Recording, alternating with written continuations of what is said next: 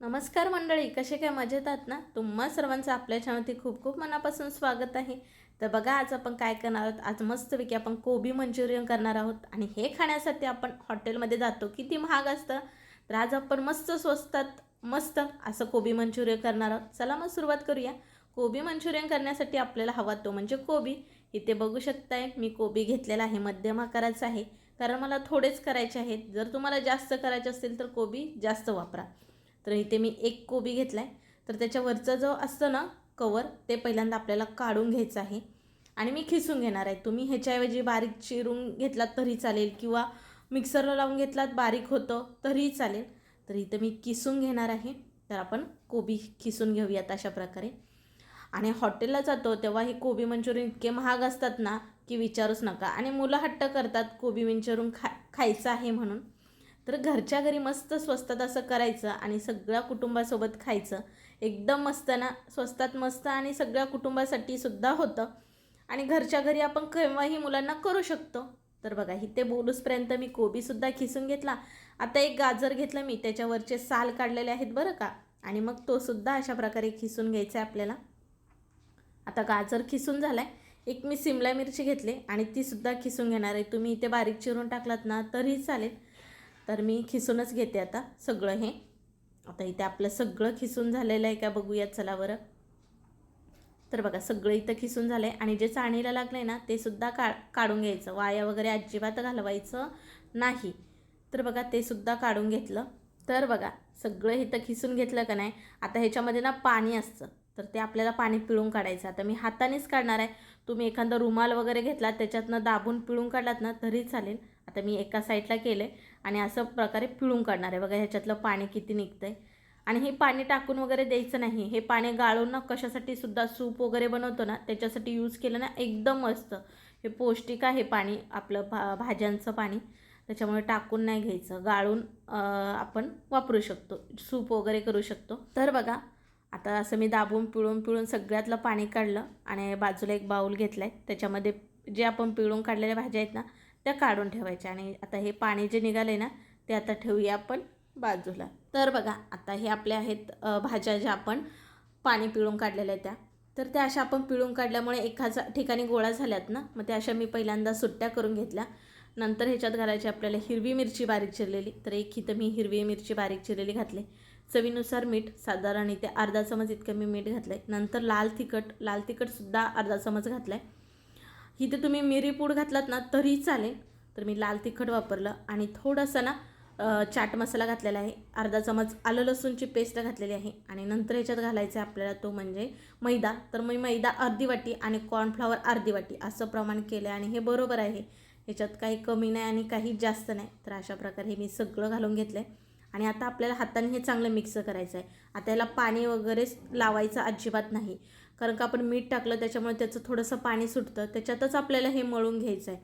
जर पाणी टाकून जर मळले ना, आपल्याला गोळे करायचे आहेत, ते गोळे ना असे हे होतात, नरम होतात, कुरकुरीत. आपल्याला जे क्रिस्पीपणा हवा आहे तो येत नाही त्याच्यामध्ये. त्याच्यामुळे पाणी नाही घालायचं, असं चोळायचं. आपण जसं चोळलं ना तसं मिठाचं पाणी सुटतं. आणि बघू शकता इथे तुम्हाला इथं ओलं झालेलं दिसत असेल. मी पाणी तर अजिबात वापरलेलं नाही. आता आपल्याला ह्याचे छोटे छोटे बॉल्स करून घ्यायचे आहेत. जसं आपण कोबी मंचुरियन खायला गेल्यावर असतात बघा तसे त्या आकाराचे करून घ्यायचे. तर बघा, इथे मी त्या आकाराचे कसे करते मस्तपैकी. आता आपण सहज वळले जातात.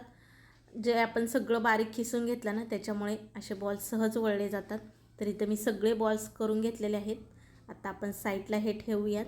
आणि बघा, इथे बॉल्स आपले सगळे रेडी आहेत आणि खूप छान लागतात हे खायला बरं का. आता आपण ही पूर्वतयारी अगोदर करायची म्हणजे आपल्याला अजिबात वेळ लागणार नाही.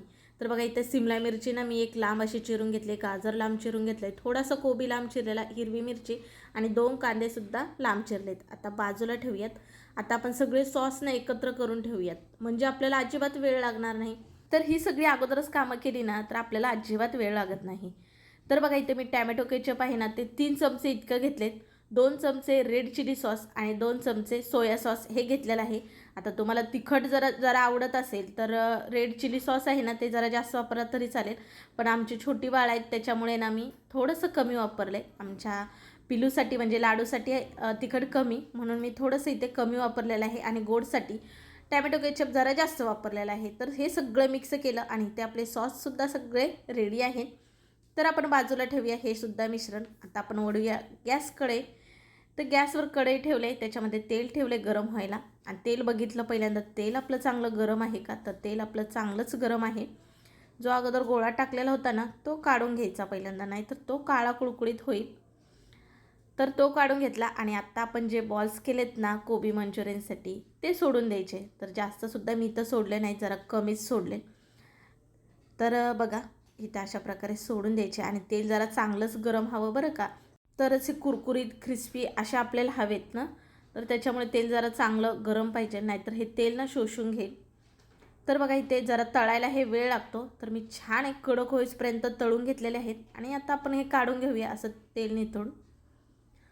तर बघा मी हे सुद्धा काढून घेतले आणि आता आपले जे राहिलेले बॉल्स आहेत ना ते आता मी सगळेच या तेलामध्ये सोडून घेणार आहे, म्हणजे पटकन होईल आपलं कामसुद्धा. तर असे पटापटा सोडून द्यायचे. तर मुलांना आवडते ते म्हणजे फारच कोबी मंचुरियन.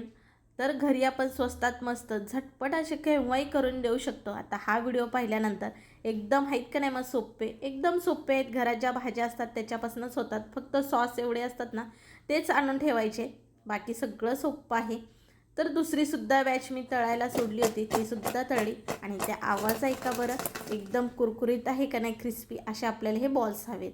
तर इथं आपले बॉल्स तरी रेडी झालेत आणि सगळी पूर्वतयारीसुद्धा झाली. आता आपण लास्ट स्टेपकडे वळूया. त्यासाठी आता गॅस चालू केला, गॅसवरती कढई ठेवले आणि आपल्याला तेल घालायचं. आता मी तेल कुठलं वापरलं आहे, जे आपण बॉल्स तळले होते ना कढईतलं तेल, ते इथं एक पळी घालून घेतलं आहे आणि तेल गरम झालं ना आपण लांब कांदा जो चिरून ठेवला होता ना तो घालून घ्यायचा आहे आपल्याला सुरुवातीला. आणि आपण जे हिरवी एक बारीक मिरची चिरून ठेवलेली होती ना ती सुद्धा घालून घ्यायची आहे. तर इथे जरा तुम्हाला तिखट आवडत असेल तर आणखीन एखादी मिरची टाकली तरी चालेल, पण मी तुम्हाला सांगितलंच आमच्या घरात लहान मुलं आहेत म्हणून मी थोडंसं तिखट कमी केलेलं आहे, त्यामुळे इथे मिरची कमी वापरले.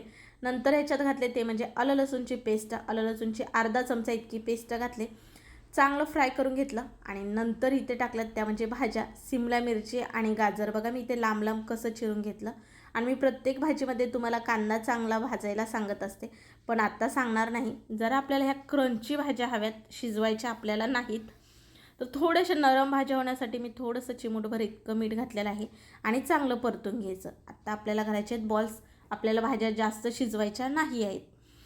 तर बघा नंतर बॉल्स घातलेत. आता मी 2-3 बॉल्स बाजूला ठेवलेत, कारण हे नुसते जरी असे खाल्लेत ना तरी छान लागतात. आणि आता बाजूला आमचा छोटा उभाच आहे, त्याला हे बॉल्स खूपच आवडलेत. मी एक दिलता खाण्यासाठी, तर तो ओरडला की मला हवेत म्हणून अजून, मी त्यासाठी 2-3 बाजूला काढलेत.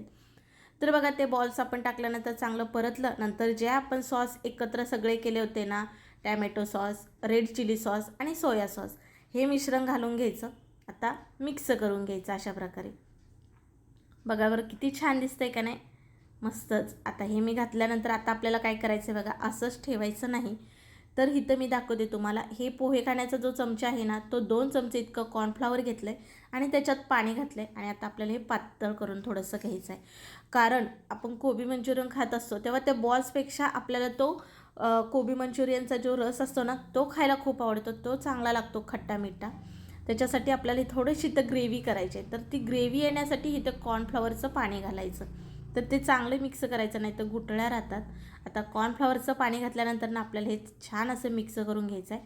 तर बघा अशा प्रकारे मिक्स करून घ्यायचं आणि आणखीन थोडंसं पाणी घालूया, कारण ग्रेव्ही असेल तरच ही आपल्याला खाण्यात मजा आहे. बघा इथे कोबी मंचुरियन म्हणजे त्याची ग्रेव्ही हवीच, तरच हे टेस्टी खूपच लागतं.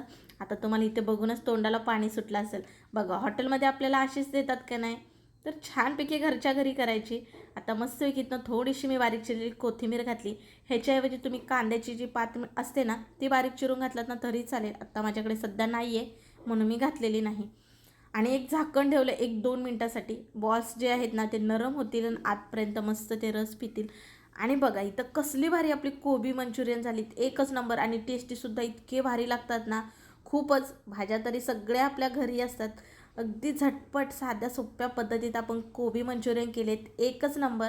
अगदी मुलांना काय आपल्या मोठ्यांनासुद्धा खायला आवडतं आणि खूप टेस्टी होतात बरं का. नक्की एकदा तुम्ही ट्राय करून घ्या.